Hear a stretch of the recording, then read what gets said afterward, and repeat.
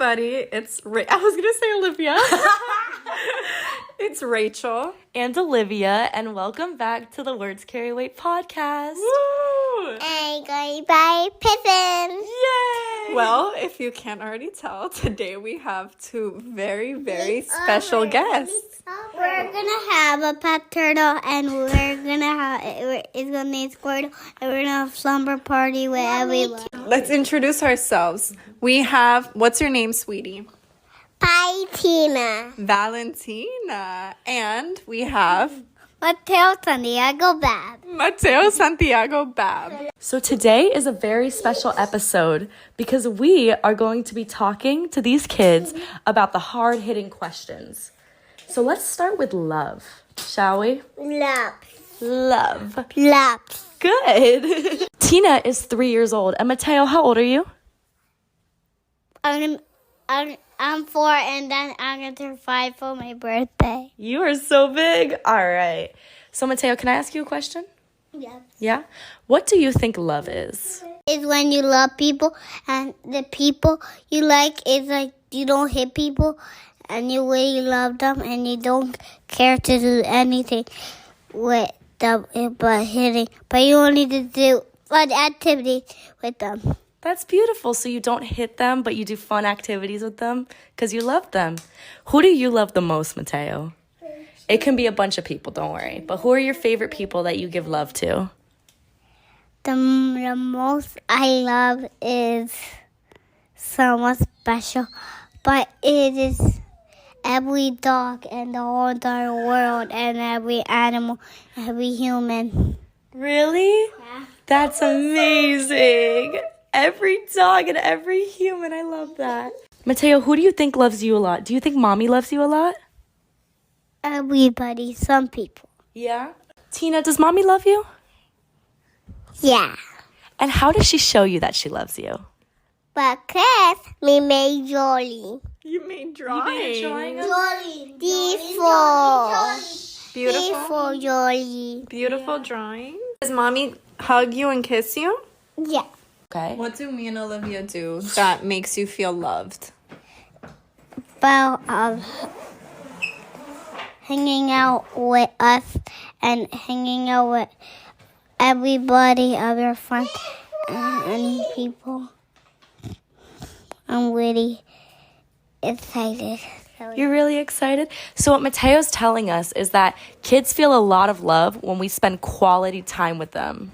And we're going to kiss him. And when you kiss them? Tina likes to make drawings also to show people that she loves them. Yeah. Art is a beautiful form of expression. What do Rachel and I do that make you feel love? Make me happy. We make you happy? That's beautiful. How do we make you happy? Because we love you guys. You love us. That's very sweet. Do you like when we cuddle? Yeah. Yeah. Do you like when I tell you I love you? Yeah. Do you like when I tell you I miss you? Yeah. Do you like when I tell you you're beautiful? Yeah. What is your favorite thing to hear from us? That gives you the most happiness. Kiss me. Kiss you? You like when we kiss you? What doesn't make you feel loved, Mateo? What makes you a little bit sad? Just figuring out. It could be something that me or mommy or papi do. What makes you sad? I remember when Olivia left and I was crying and she helped me and I didn't cry this time when she left. It makes you sad when people that you love leave? Yeah. How do you make yourself feel better? Well, when they leave and they cheer me up. They cheer me up. You like when I cheer you up? Yeah. So what Mateo is saying is that if they feel sad, if any kids feel sad when you leave, it's good to spend a little extra time with them before you go so they feel better. Is that right? Yeah? Yes, Tina? What makes me sad is, what makes me happy is my toy. He sees me and super love me toys. You love your toys? That's awesome, Tina. Do you know Olivia's not your sister? You my sister. Oh, she said. I'm trying to get to a point here. She doesn't live here. She doesn't live here. Sorry, Mateo. But you know what? You know what's amazing? She's not your sister because she doesn't have the same mommy or papi. But she is still family, right? She's still a part of our family. She's still part of our happy, our happy friend. So she can come and visit anytime. She can come and visit anytime. So isn't it amazing that Olivia isn't family, but she still loves you and she still makes you feel so loved? Yeah, some friends do that. Some friends do that. Not all friends, though, right? Yeah, some. Some friends, but only the special friends. And me, and Rachel and my best friend. I'm your best friend. Come here, girl. That was very sweet when Rachel said, you know, she's not her sister. And Tina jumped on me and goes, but you're like my sister. You're my sister. I appreciate that, Tina. Because when you spend enough time and make a connection with kids, they will feel like you're their family when you touch their hearts like that. What do you think, Tina? Sometimes make me thank you. Thank you. You're welcome. I want to talk about turtles. That's next week's podcast episode. We're doing turtles. Why do you love animals so much? Because I think I like how their eyes, because they look so cute and I really like to touch them. Yeah. Do they give you happiness, animals, especially like Bella and Cody when you get to pet them? When I pet them and I pick them up, they make me feel so happy. But they are the part of family and they protect us from little monsters because they have claws. Yeah, so your pets are a part of your family and they protect you from monsters. Yeah. That's so beautiful that you feel so safe with your and then pets. all the doggies work together, biting and doing stuff and scratching and stuff. That's so beautiful though that you feel so safe with your pets. I love that. And we love children and myself. And You love yourself? yeah, Are me and Olivia nice to you? no, Why? sometimes because we do bad stuff. Oh, when you do bad stuff, we're not nice to you? Yeah. How aren't we nice? Yeah, because I saw Tommy mad and Rachel mad one time, and Olivia, so no. Sometimes people get mad. Sometimes people get mad. How does that make you feel when people get mad? They make me feel quiet because I just really sad. But Rachel, sometimes when she gets mad, she just cheer me up when I cry. That's very sweet. She does that every time. I always cheer you up. Yeah. Yes. And how do you feel when you get mad, Mateo? What does it feel like? It's okay to get mad. It happens to all of us. But how does it feel inside? It feels my bone. It feels like my heart is turning more red because it's just getting mad. Your heart's turning more red? Yeah. I see. And how do you like to react when you're mad? When I'm mad, I don't react. But I do like people when they cheer me up. So when you're mad, you like to be around people who make you happy? Yeah. They make me calm down when I see people. That's very nice. Do you show your love by saying I love you or by hugging? How do you show your love? I love you, Rachel. Oh, well, that answered the question. I love you too, Tina. We hug Rachel because we are being a best friend. Yeah. You hugged me? And did that make you happy? Oh. Yeah? Yeah. That was definitely an unorthodox episode. Not what you guys are used to, probably. But we thought that it would be cool to see a kid's perspective on how they feel the most loved.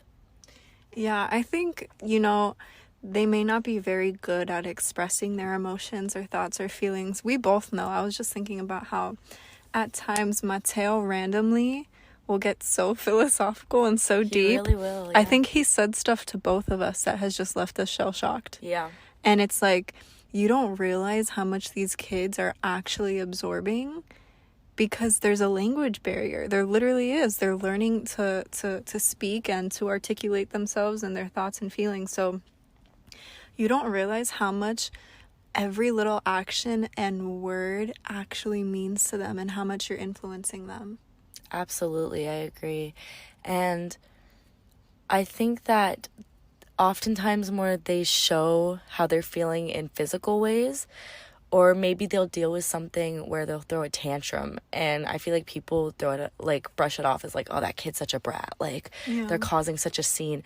But really, they just have such an overflowing amount of feelings. They have no idea what to do with it. And think about it, like, if you were only born 3 years earlier and you're still developing, like, you don't understand what to do with all these things that we're feeling. And we got to see a little bit of Mateo being sad when Rachel and I were leaving. He didn't really know what to do. He just got really quiet and very sad. He said he was feeling bad and his heart was hurting. And it's important to talk through in a way that, one, they're going to understand, and two, a way that they're going to feel, leave feeling happy and like they were heard, instead of brushing them off, because their emotions are real just because they don't express it the same way we do. Yeah, I think it's beautiful how it shows the fragility of humans, you know, like literally our most weakest and vulnerable state, we're literally dependent on another human, and it just shows how at our core we're emotional. It's normal, and it's not something that you have to ignore. I think I was able to have a conversation with Mateo a few days ago. He got in trouble because he hit his sister, and I took him outside just to talk to him and figure out like why he did it and how we can like move going forward. And he was laughing nonstop, and I was getting really frustrated because I was like, Mateo, why are you laughing like that? Do you not think this is serious? And he was just like, I laugh when I'm nervous. And I was like sometimes we just assume we know how they're thinking and feeling, but we really don't. Like, he's laughing literally because he's nervous, which is completely understandable. Little dude just got in trouble. Yeah. Another example, I know you can, I have one, I'm thinking of one for you, but Mateo walked into my room literally over a year ago, and he basically just like was like, Rachel, thank you so much. And I was like, why are you thanking me? Oh my gosh, this is totally Words Carry Weight origin story. It really is. So cute, full circle moment. He walked into my room and he was like, thank you so much for always being nice to me. And I was like, what do you mean? And he's like, thank you so much for never hitting or never yelling at me. And I started crying, like absolutely crying. I got all disgusting and I was like, oh, Mateo. And he was like, no, why are you crying? I'm so sorry. I won't ever say that again. He was like, I won't ever make you cry again. I'm sorry. And I was like, no, baby, like these are happy tears. Those are happy tears, because the fact that he could even recognize that so young, literally 3 years old, is shell-shocking, but it shows how much these kids, like how much influence and impact we have on these kids. And what you do now is going to stick with them for the rest of their life, even if they don't know it.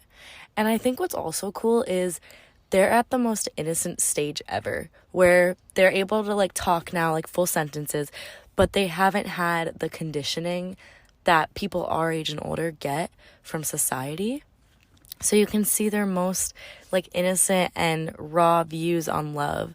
And I feel like it's so simple, but it's so true.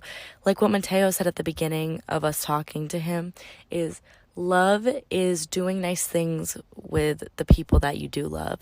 And it's not being mean and it's not hitting them, but essentially what he's saying, it's caring about them, it's doing things that they want to do, it's being understanding and being there for him. And he puts it in such simple terms because he's 4. And I love hearing what little kids have to say about such complex things. I think it's really beautiful. It is really beautiful. And it's, again, why we even created this organization in the first place. I think right now, to be completely honest with you guys, our generation is very disconnected, and we're very, I feel like a lot of us lack empathy. And so we feel, a kind of responsibility to raise the next generation, instilling the values and just really emphasizing the importance of things like kindness and love and empathy. And so if you have any kiddos in your life, or if you're experiencing a generational cycle, if you have babies in your home and you maybe have a toxic household, please, please, please, this is our way of letting you know you can be the one to break that cycle. You can be the one to raise your siblings. You don't have to raise them, but, be that person, be that light in their life of love and patience and kindness and empathy, because a little bit goes such a long, long way to have a brighter future for all of us. Absolutely. And I just want to close this off with one of the sweetest things Rachel and I have ever heard. I want to share with you guys. But we did a presentation months ago. This was over the summer. And at the end of the presentation, this very sweet kid, Noah, comes up to us. And he says, I will never forget this moment that we had with you guys. And my heart melted. I know Rachel's did too. Because it was this feeling of like, what we're doing is doing something. We're not just doing it, like we're having an impact on these kids. They're understanding and appreciating what we're doing, even though not all kids are going to vocalize it like that kid did, but just know like they're feeling it, even if they don't say it. And it's just the most sweet and fulfilling thing to experience. So please, like what Rachel said, be that person and be that light. Absolutely. We hope that you at least understood some of their sentences. We tried to repeat them afterwards a little. I hope it worked. Sometimes we just smile and nod and, A little bit, yeah. Sometimes we ask Mateo to translate for Tina. Sometimes it's a lost cause, but... Yeah, he's pretty good at it, though. He's pretty good at it. It's really funny, actually. But thank you guys so much for listening. We hope that you gained something from this podcast. And have an amazing day. Bye. Bye.